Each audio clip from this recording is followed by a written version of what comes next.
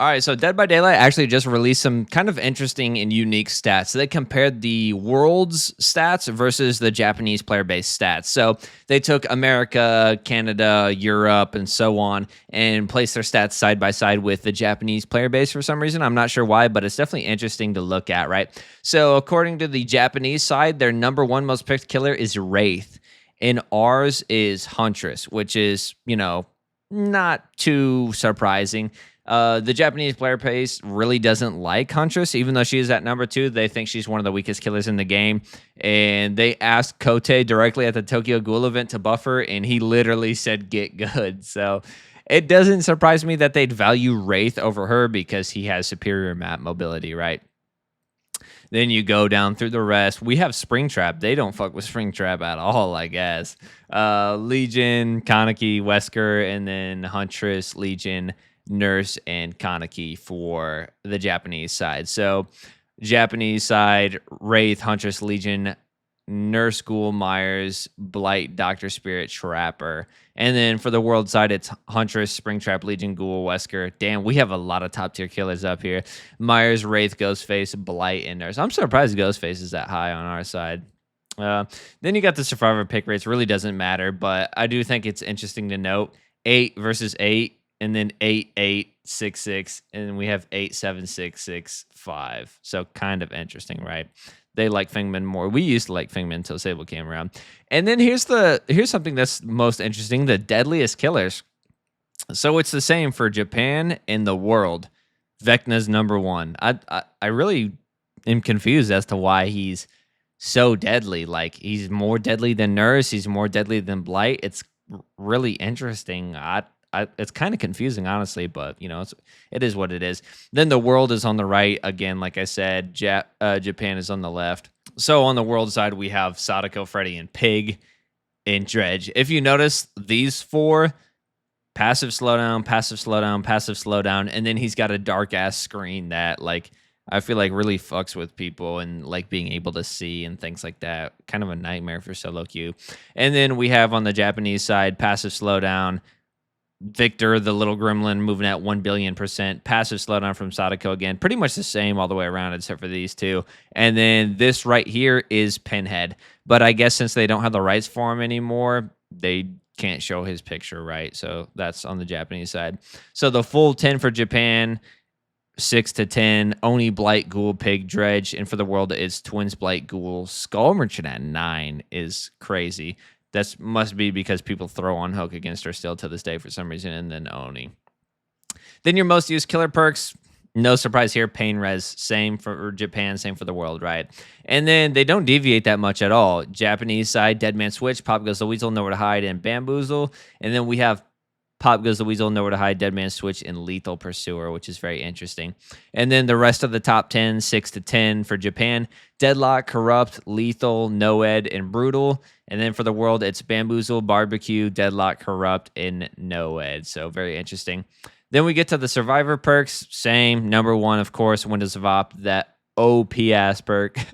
And then the Japanese side, Dead Hard, Lithe, Resi, and Self-Care. And then for us, it's Lithe, Resi, Daysha, and Finesse. So, yeah. And then this is where it really gets interesting. This is the Swift rates and escape rates. Now, survivors would gaslight you and have you believing that, like, Swifts are 1% of all matches and 99.999% of your matches are solos. But it turns out that's the exact opposite. The majority of your matches are going to be Swifts, whether they be duos, trios, or a full four-man.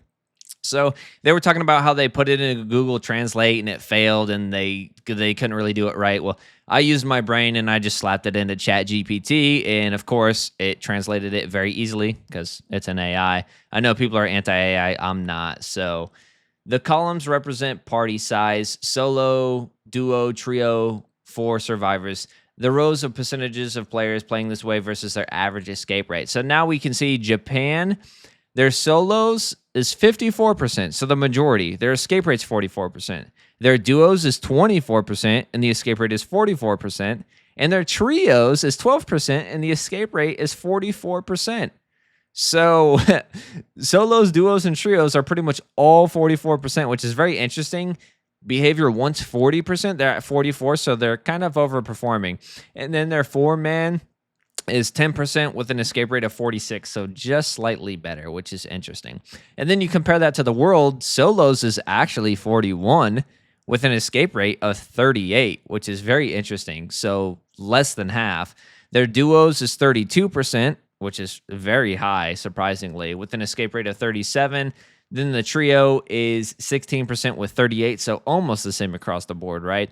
And then their four-man is 11 with a 40%. So that is very interesting. That means 59% of your matches are going to be Swift. So about 6 out of every 10 matches you play is going to be a Swift of some kind. So 2 duos, a trio, and a solo, a full four-man. So one of those, and then the other 4 out of 10 matches are going to be all solos, basically, right? So definitely very interesting. Obviously, if you have a higher MMR as well, you could probably be talking about 8 to 9 of your matches out of 10 having some type of Swift. Now, people debate what Swift is. Some people say it's 3 or 4, and it's not 2. No, it's survive with friends. So a duo, if there is a duo, that is a Swift. You're surviving with your friend, that is a Swift in your lobby. Obviously, not trying to say that a duo and 2 solos is anywhere near as good as a full four-man, but yeah, it is still a Swift. You have a Swift in your lobby at that point. And then you have the kill rates. So average kill rate of the killer, again, a failed translation from Google Translate. Unfortunately, they don't give me the Japanese, so I can't translate it with Chat GPT. But the average kill rate of the killer in Japan is 56. Meanwhile, in the world, it's 63. Percentage of trials where the 5th generator is repaired, 57 in Japan compared to 49 in the world. And then average time to complete repair of the 5th generator, 465 for Japan and 489 for the world, which is very interesting. So they get their gens done much faster, around almost 20 seconds on average. So yeah, I don't know what's going on exactly. I guess maybe the Japanese player base are just way more gen oriented, right? Or maybe our killers in the world are sweatier. It's definitely very interesting. So yeah, I just kind of wanted to go over that real quick and talk about that. I think that the Japanese player base is probably way more efficient and they're way more gen focused. That's what I was reading from some of the comments, that they really just focus on gens and try to be as self-sufficient as possible. So I'd actually like to check out them playing. I might do like a reaction video to how Japanese Survivor players play, because it's definitely very interesting how things work out. Like, they get gens done way, way more. I think they're probably just smarter survivors on average. So yeah, but yeah, that does it for this one. So there you go. There's all the proof you need. The majority of your matches are Swift matches in, America and Europe and Canada and stuff like that. So yeah, that does it for this one. Thanks for watching. Like, comment, subscribe to that good stuff. I'll see you guys in the next one.